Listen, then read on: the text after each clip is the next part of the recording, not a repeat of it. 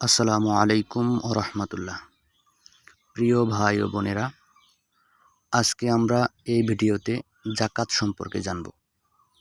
এই ভিডিওতে থাকছে জাকাতের পরিচয়, জাকাত ফরজ হওয়ার শর্ত, কোরআন ও হাদিস অনুযায়ী জাকাতের গুরুত্ব, জাকাত দানের উপকারিতা, জাকাত না দিলে ক্ষতি। শুরু করছি জাকাতের পরিচয় দিয়ে। জাকাত ইসলামের এক মহান ফরজ ইবাদত। জাকাতের পরিচয়। জাকাত অর্থ পবিত্রতা ও পরিশুদ্ধি।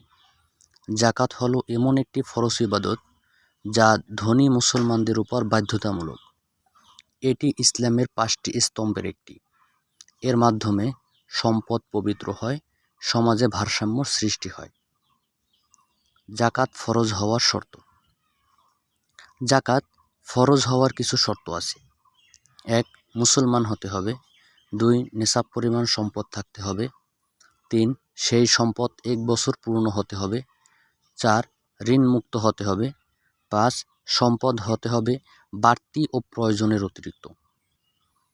কোরআন ও হাদিস অনুযায়ী জাকাতের গুরুত্ব। আল্লাহ বলেন, তোমরা সালাত কায়েম করো ও জাকাত আদায় করো। সূরা বাকারা। রাসূল সাল্লাল্লাহু আলাইহি ওয়াসাল্লাম বলেন, যে ব্যক্তি জাকাত দেয় না, কিয়ামতের দিন তার সম্পদ আগুনে গরম করে তার শরীরে চাপা দেওয়া হবে। সহিহ বুখারী। জাকাত দানের উপকারিতা।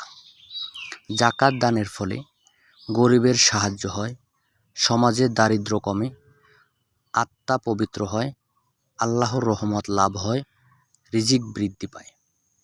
জাকাত না দিলে ক্ষতি। যে ব্যক্তি জাকাত দেয় না সে গুনাহগার।